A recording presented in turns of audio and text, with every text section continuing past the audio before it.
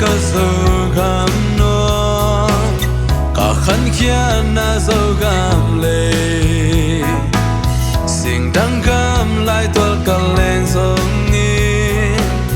Lailung ngilhmawh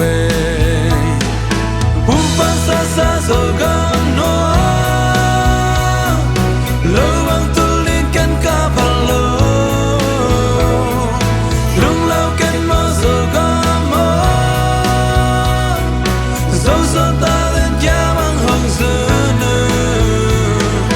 aning ni suak dinga Gualzawh Zogam PhualVa Phuahni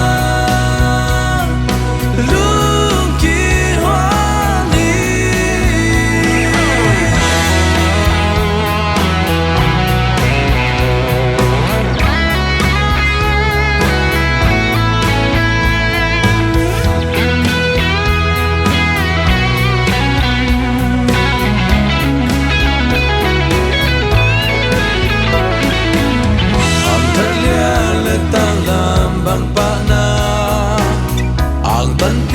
ka Zogam Nuam hey na ban zai la hong oi Zogam